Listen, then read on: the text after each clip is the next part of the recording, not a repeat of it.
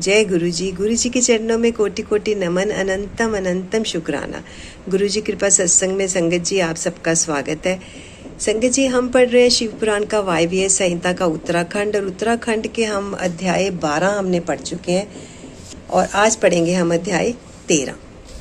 और अध्याय 13 की जो शक्ति है उसका मैं पहले बता दूं आपको एक बार, ताकि आप इसे पूरा सुने और जरा भी मिस ना करें।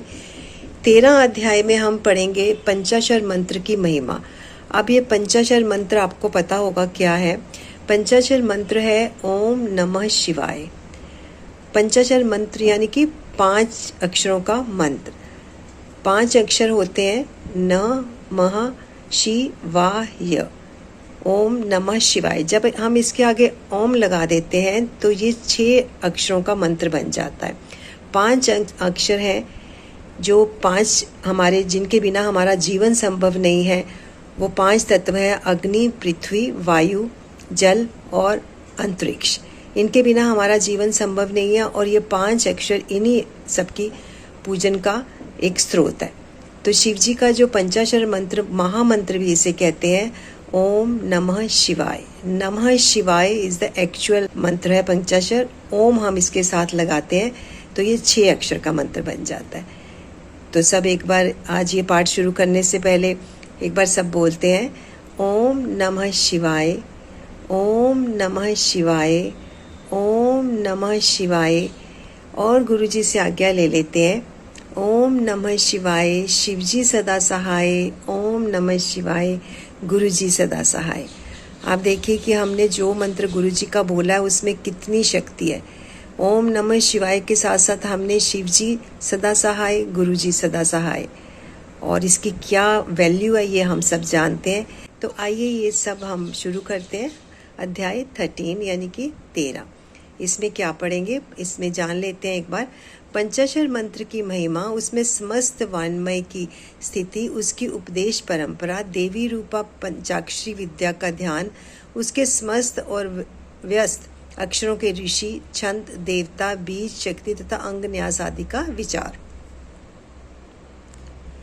देवी बोली, महेश्वर, दुर्जय, दुर्लभ एवं कलुषित कलिकाल में जब सारा संसार धर्म से विमुख हो, पापमय अंधकार से आच्छादित हो जाएगा, वर्ण और आश्रम संबंधी आचार नष्ट हो जाएंगे, धर्म संकट उपस्थित हो जाएगा, सबका अधिकार संदिग्ध, अनिश्चित और विपरीत हो जाएगा, उस समय उपदेश की प्रणाली नष्ट हो जाएगी और गुरु शिष्य की परंपरा भी जाती रहेगी। ऐसी परिस्थिति में आपके भक्त किस उपाय से मुक्त हो सकते हैं? महादेव जी ने कहा, देवी, कलिकाल के मनुष्य मेरे परम मनोरम पंचाक्षरी विद्या का आश्रय ले भक्ति से भावित चित्त हो कर संसार बंधन से मुक्त हो जाते हैं। जो अकथनीय और अचिंतनीय है, उन मानसिक, वाचिक और शारीरिक दोषों से, जो दूषित, कृतघ्न, निर्दय, छली, लोभी और कुटिल चित्र है, वे मनुष्य भी यदि मुझ में मन लगाकर मेरे पंचाक्षरी विद्या का जप करेंगे, उनके लिए वह विद्या ही संसार भय से तारने वाली होगी। देवी, मैंने बारंबार प्रतिज्ञा पूर्वक यह बात कही है कि भूतल पर मेरा पतित हुआ भगत भी इस पंचाक्षरी विद्या के द्वारा बंधन से मुक्त हो जाता है। देवी बोली, यदि मनुष्य पतित होकर सर्वथा कर्म करने के योग्य ना रह जाए तो उसके द्वारा किया गया कर्म नरक की ही प्राप्ति कराने वाला होता है। ऐसी दशा में पतित मानव इस विद्या द्वारा कैसे मुक्त हो सकता है? महादेव जी ने कहा, सुंदरी, तुमने यह बहुत अच्छी बात, बहुत ठीक बात पूछी है। अब इसका उत्तर सुनो। पहले मैंने इस विषय को गोपनीय समझकर अब तक प्रकट नहीं किया था। यदि पतित मनुष्य मोहवश अन्य मंत्रों के उच्चारण पूर्वक मेरा पूजन करे तो वह निसंदेह नरकगामी हो सकता है, किंतु पंचाक्षर मंत्र के लिए ऐसा प्रतिबंध नहीं है।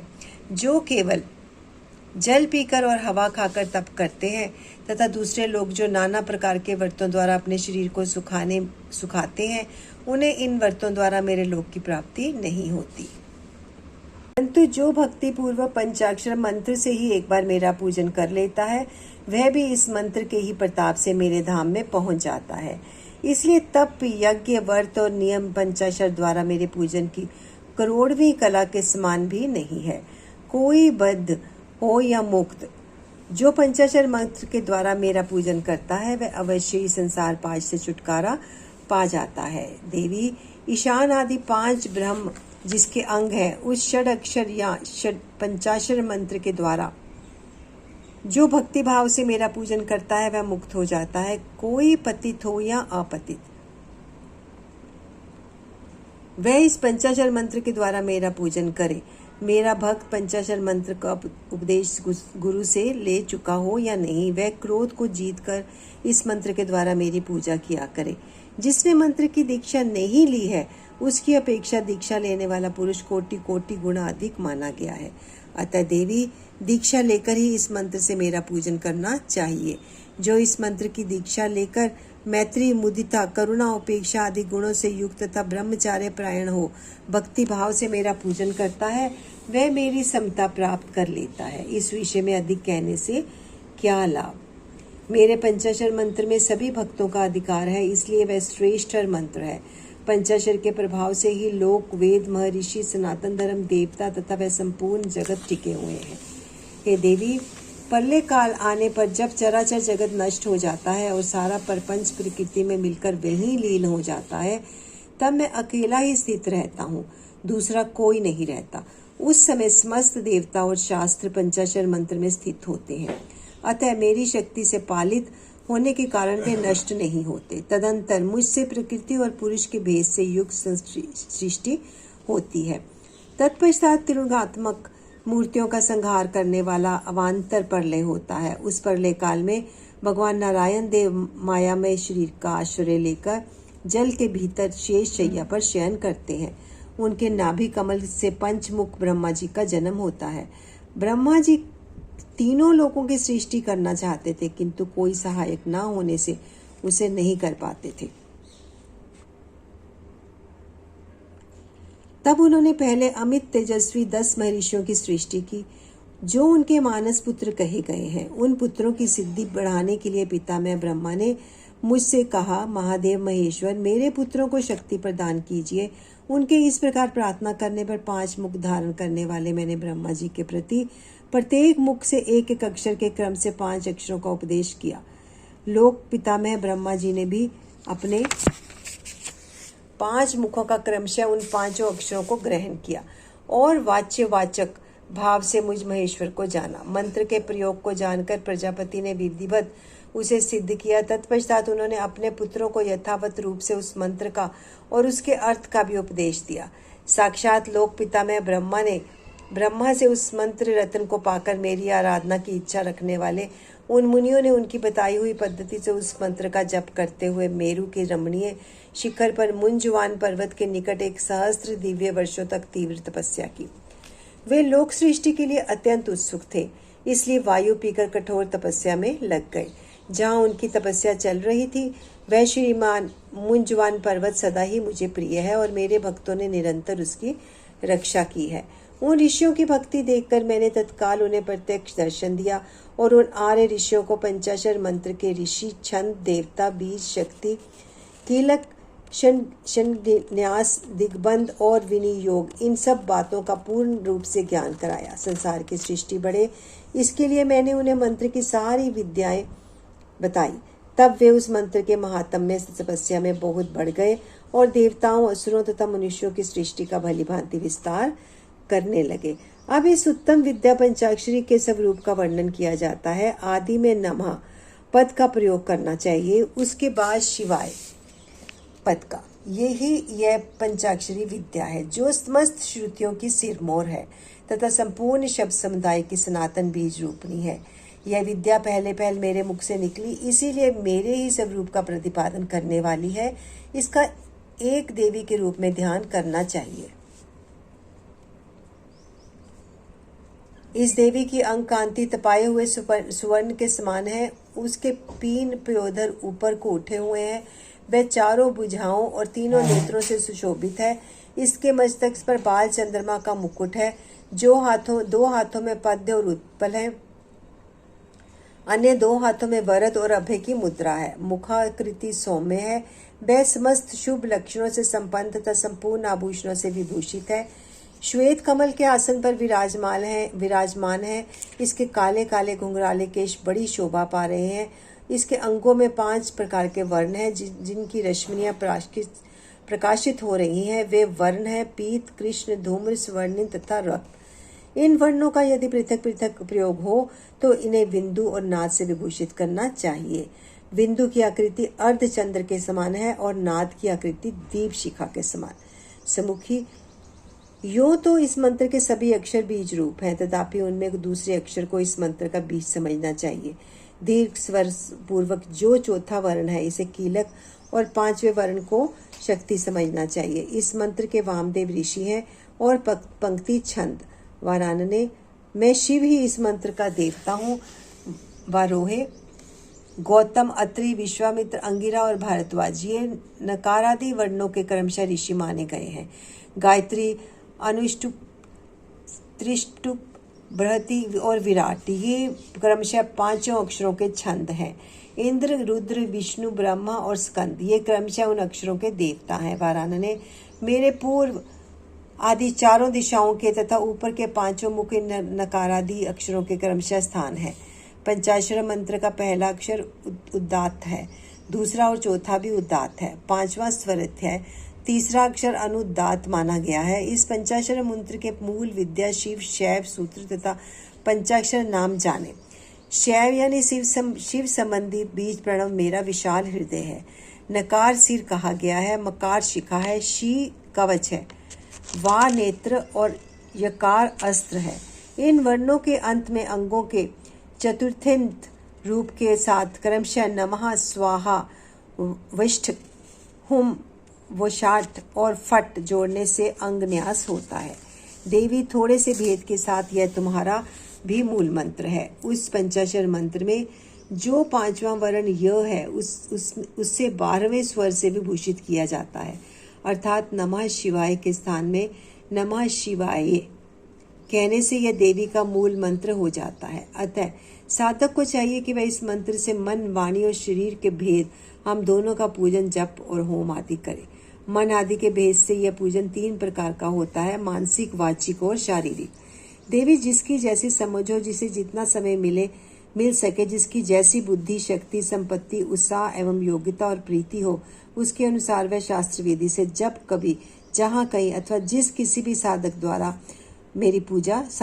मेरी पूजा कर सकता है।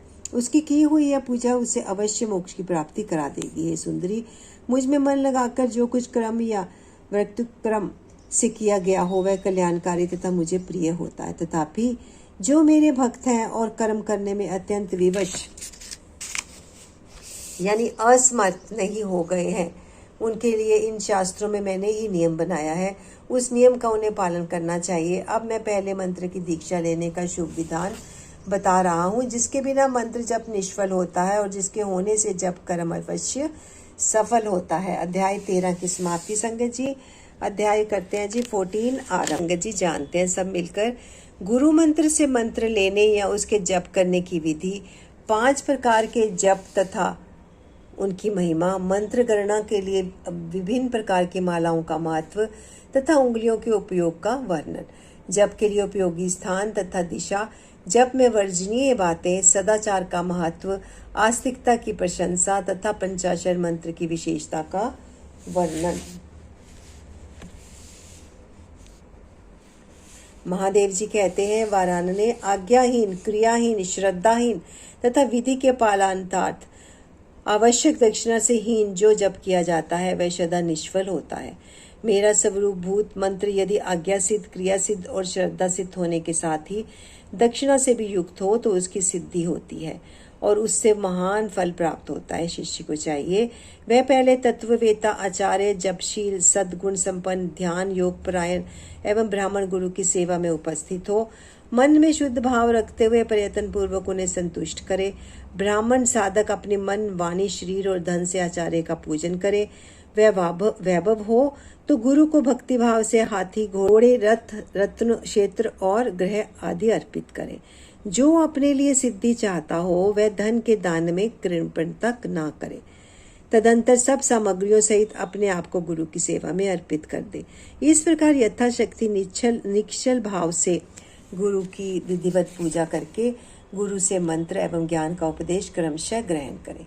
इस तरह संतुष्ट हुए गुरु अपने पूजक शिष्य को, जो 1 वर्ष तक उनकी सेवा में रह चुका हो, गुरु की सेवा में उत्साह रखने वाला हो, अहंकार रहित हो और उपवास पूर्वक स्नान करके शुद्ध हो गया हो, पुनः विशेष शुद्धि के लिए पूर्ण कलश में रखे हुए पवित्र द्रव्य युक्त मंत्र शुद्ध जल से नहलाकर चंदन, पुष्पमाला, वस्त्र और आभूषणों द्वारा अलंकृत करके उसे सुंदर वेशभूषा से विभूषित करे।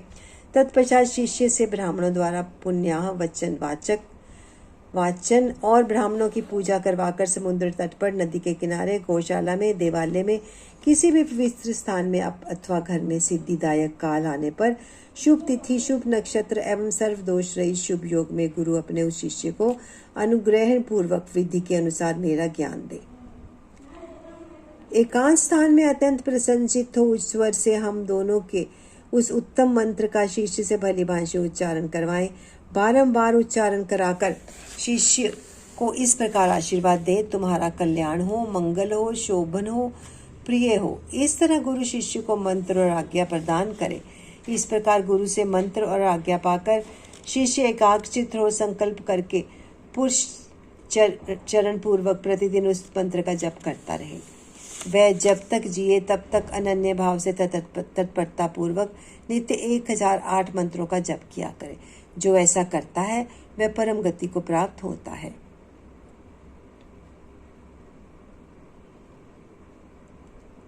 जो प्रतिदिन संयम में रहकर केवल रात में भोजन करता है और मंत्र के जितने अक्षर हैं उनके लाख का चौगुना जप आदर पूर्व पूरा कर देता है, वह पौष्णिक कहलाता है। जो पुरुष चरण करके प्रतिदिन जप करता रहता है, इसके समान इस श्लोक में दूसरा कोई नहीं है, वह सिद्धिदायक सिद्ध हो जाता है। साधक को चाहिए कि वह शुद्ध देश में स्नान करके सुंदर आसन बांधकर अपने हृदय में तुम्हारे साथ मुझ शिव का और अपने गुरु का चिंतन करते हुए उत्तर या पूर्व की ओर मुख किए मौन भाव से बैठे चित्त को एकाग्र करे तथा दहन, पलावन आदि के पांचों तत्वों का शोधन करके मंत्र का न्यास आदि करे।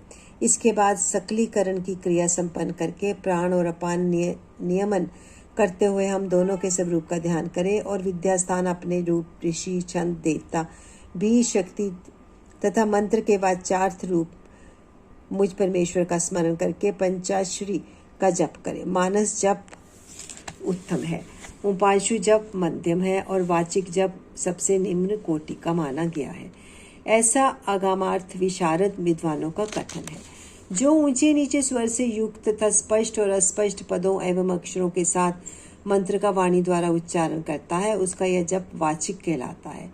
जिस जप में केवल जीवा मात्र हिलती है अथवा बहुत धीमे स्वर से अक्षरों का उच्चारण होता है तथा दूसरों के कानों में पड़ने पर भी उन्हें कुछ सुनाई नहीं देता, ऐसे जप को उपांशु कहते हैं। जिस जप में अक्षर शृणक्ति का एक वर्ण से दूसरे वर्ण का, एक पद से दूसरे पद का तथा शब्द और अर्थ का मन के द्वारा वारंवार चिंतन मात्र होता है, वह मानस जप कहलाता है। वाचिक जप 1 गुना ही फल देता है, उपांशु जप 100 गुना फल देने वाला बताया जाता है। मानस जप का फल सहस्त्र गुना माना गया है तथा सगर्भ जप उससे 100 गुना अधिक फल देने वाला है। प्राणायाम पूर्वक जो जप होता है उसे सगर्भ जप कहते हैं। अगर्भ जप में भी आदि और अंत में प्राणायाम कर लेना श्रेष्ठ बताया गया है। मंत्रार्थ वेता बुद्धिमान साधक प्राणायाम करते हुए 40 बार मंत्र का स्मरण कर ले। जो ऐसा करने में असमर्थ हो वह अपनी शक्ति के अनुसार जितना हो सके उतने ही मंत्रों का मानसिक जप कर ले। 5, 3 अथवा 1 बार अगर्भ या सगर्भ प्राणायाम करें। इन दोनों में सगर्भ प्राणायाम श्रेष्ठ माना गया है। सगर्भ की अपेक्षा भी ध्यान सहित जप सहस्त्र गुना फल देने वाला कहा जाता है। इन 5 प्रकार के जपों में से कोई एक जप अपनी शक्ति के अनुसार करना चाहिए। अंगुली से जप की गणना करना 1 गुना बताया गया है। रेखा से गणना करना 8 गुना उत्तम समझना चाहिए। पुत्र जीव यानी जिया पोता के बीजों की माला से गणना करने पर जप का 10 गुना अधिक फल होता है। शंख के मनकों से 100 गुना, मूंगों से 1000 गुना, स्फटिक मणि की माला से 10,000 गुना, मोतियों की माला से 1,00,000 गुना, पद्याक्ष से 10 लाख गुना, सुवर्ण के बने हुए मनकों से गणना करने पर कोटि गुना अधिक फल बताया गया है। कुश की गाढ़ तथा रुद्राक्ष से गणना करने पर अनंत से ने फल की प्राप्ति होती है। 30 रुद्राक्ष के दानों से बनाई गई माला जप कर्म में धन देने वाली होती है। 27 दानों की माला पुष्टदायिनी और 25 दानों की माला मुक्तिदायिनी होती है। 15 रुद्राक्षों की बनी हुई माला अभिचार कर्म में फलदायक होती है। जप कर्म में अंगूठे को मोक्षदायक समझना चाहिए और तर्जनी को शत्रुनाशक। मध्यमा धन देती है और अनामिका शांति प्रदान करती है। 108 दानों की माला उत्तम मानी गई है। 100 दानों की माला उत्तम और 50 दानों की माला मध्यम होती है। 54 दानों की माला मरोहारिणी एवं श्रेष्ठ कही गई है। इस तरह की माला से जप करें। वह जब किसी को दिखाए नहीं। कनिष्ठी का उंगली अक्षरणी जप के फल को शरीर नष्ट न करने वाली मानी गई है, इसलिए जप कर्म में शुभ है। दूसरी उंगलियों के साथ अंगुष्ठ द्वारा जप करना चाहिए, क्योंकि अंगुष्ठ के बिना किया हुआ जप निष्फल होता है। घर में किए हुए जप को समान या 1 गुना समझना चाहिए। गौशाला में उसका फल 100 गुना हो जाता है। पवित्र वन या उद्यान में किए हुए जप का फल सहस्त्र गुना बताया गया है। पवित्र पर्वत पर 10,000 गुना, नदी के तट पर लाख गुना, देवालय में कोटि गुना और मेरे निकट किए हुए जप को अनंत गुना कहा गया है। सूर्य, अग्नि, गुरु, चंद्रमा, दीपक, जल, ब्राह्मण और गौओं के समीप किया हुआ जप श्रेष्ठ होता है। पूर्वाभिमुख किया हुआ जप वंशीकरण में तथा दक्षिणाभिमुख जप अभिचार कर्म में सफलता प्रदान करता है। पश्चिमाभिमुख जप को धनदायक जानना चाहिए और उत्तराभिमुख जप शांतिदायक होता है।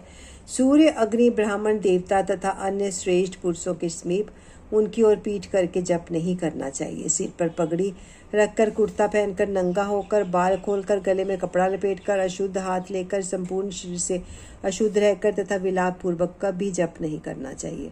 जप करते समय क्रोध, मंद, छींकना, थूकना, जम्हाई लेना तथा कुत्तों तथा नीच पुरुषों की ओर देखना वर्जित है। यदि कभी में ऐसा संभव हो जाए तो आचमन करें अथवा दूसरा तुम्हारे साथ मेरा पार्वती सहित शिव का स्मरण करें या ग्रह नक्षत्रों का दर्शन करें अथवा प्राणायाम कर लें।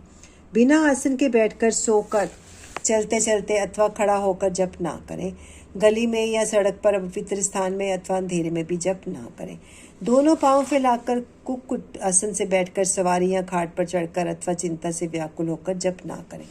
यदि शक्ति हो तो इन सब नियमों का पालन करते हुए जप करें और अशक्त पुरुष यथाशक्ति जप करें। इस विषय में बहुत कहने से क्या लाभ। संक्षेप से मेरी यह बात सुनो। सदाचारी मनुष्य शुद्ध भाव से जप और ध्यान करके कल्याण का भागी होता है। आचार परम धर्म है, आचार उत्तम धन है, आचार श्रेष्ठ विद्या है और आचार ही परम गति है। आचारहीन पुरुष संसार में निंदित होता है और परलोक में भी सुख नहीं पाता। इसलिए सबको आचारवान होना चाहिए। वेदज्ञ वेदविद्वानों ने वेद शास्त्र के कथनानुसार जिस वर्ण के लिए जो कर्म विहित बताया है, उस वर्ण के पुरुष को उसी कर्म का सम्यक आचरण करना चाहिए। वही उसका सदाचार है, दूसरा नहीं। सत्पुरुषों ने उसका उच्चारण किया है, इसलिए यह सदाचार कहलाता है। उस सदाचार का भी मूल कारण आस्तिकता है। यदि मनुष्य आस्तिक हो तो प्रमाद आदि के कारण सदाचार से कभी भ्रष्ट हो जाने पर भी दूषित नहीं होता। अतः सदा आस्तिकता का आश्रय लेना चाहिए। जैसे ही लोक में सत्कर्म करने से सुख और दुष्कर्म करने से दुख होता है, उसी प्रकार परलोक में होता है। इस विश्वास को आस्तिकता कहते हैं। सदाचार से हीन, पतित और अंत्यज का उद्धार करने के लिए कलयुग में पंचाक्षर मंत्र से बढ़कर दूसरा कोई उपाय नहीं है। चलते फिरते, खड़े होते अथवा स्वेच्छानुसार कर्म करते हुए अपवित्र या पवित्र पुरुष के जप करने पर भी यह मंत्र निष्फल नहीं होता। अंत्यज, मूर्ख, मूढ़, पतित, मर्यादा रहित और नीच के लिए भी यह मंत्र निष्फल नहीं होता। किसी भी अवस्था में पड़ा हुआ मनुष्य भी यदि मुझ में उत्तम भक्ति भाव रखता है और उसके लिए यह मंत्र निस्संदेह सिद्ध होगा ही, किंतु दूसरे किसी के लिए यह मंत्र सिद्ध नहीं हो सकता। प्रिय, इस मंत्र के लिए लगन, तिथि, नक्षत्र, वार और योग आदि का अधिक विचार अपेक्षित नहीं है। यह मंत्र कभी सुप्त नहीं होता, कभी जागृत नहीं, सदा जागृत ही रहता है। यह महामंत्र कभी किसी का शत्रु नहीं होता। यह सदा सुसिद्ध, सिद्ध अथवा साध्य ही रहे। सिद्ध गुरु के उपदेश से प्राप्त हुआ मंत्र सुसिद्ध कहलाता है।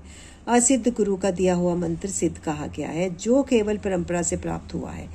किसी गुरु के उपदेश से नहीं मिला है वह मंत्र साध्य होता है। जो मुझ में, मंत्र में तथा गुरु में अतिशय श्रद्धा रखने वाला है, उसको मिला हुआ मंत्र किसी गुरु के द्वारा साधित हो या असाधित सिद्ध होकर ही रहता है, इसमें संशय नहीं है। इसलिए अधिकार की दृष्टि से विघ्न युक्त होने वाले दूसरे मंत्रों को त्याग कर विद्वान पुरुष साक्षात परमा विद्या पंचाक्षरी मंत्र का आश्रय ले। दूसरों मंत्रों के सिद्ध हो जाने से ही यह मंत्र सिद्ध नहीं होता, परंतु इस महामंत्र के सिद्ध होने पर वे दूसरे मंत्र अवश्य सिद्ध हो जाते हैं। महेश्वरी, जैसे अन्य देवताओं के प्राप्त होने पर भी मैं नहीं प्राप्त होता, परंतु मेरे प्राप्त होने पर वे सब देवता प्राप्त हो जाते हैं, यही न्याय इन सब मंत्रों के लिए भी है। सब मंत्रों के जो दोष हैं वे इस मंत्र में संभव नहीं है, क्योंकि यह मंत्र जाति आदि की अपेक्षा न रखकर प्रवृत्त होता है। तथापि छोटे छोटे तुच्छ फलों के लिए सहसा इस मंत्र का विनियोग नहीं करना चाहिए, क्योंकि यह मंत्र महान फल देने वाला है। उपमन्यु कहते हैं, यदुनंदन, इस प्रकार त्रिशूलधारी महादेव जी ने तीनों लोकों के हित के लिए साक्षात महादेवी पार्वती से इस पंचाक्षर मंत्र की विधि कही थी। जो एकाग्रचित्त हो, भक्ति भाव से इस प्रसंग को सुनता या सुनाता है, वह सब पापों से मुक्त हो परम गति को प्राप्त होता है। अध्याय 14 की समाप्ति। संगत जी वाणी को यहीं पर विराम देते हैं, शिव पुराण के पाठ को भी विराम देते हैं, और चलिए सब मिलकर अपने प्यारे गुरु जी से एक बार अनुमति लेते हैं इसको विराम देने की। तो सब मिल के बोलते हैं, बड़े प्रेम से बोलेंगे, ओम नमः शिवाय, शिव जी सदा सहाय। ओम नमः शिवाय, गुरु जी सदा सहाय। शुक्राना गुरु जी, कोटि कोटि कोटि कोटि शुक्राना गुरु जी, अनंतम शुक्राना, अनंतम शुक्राना। थैंक यू सो मच गुरु जी। जय गुरु जी।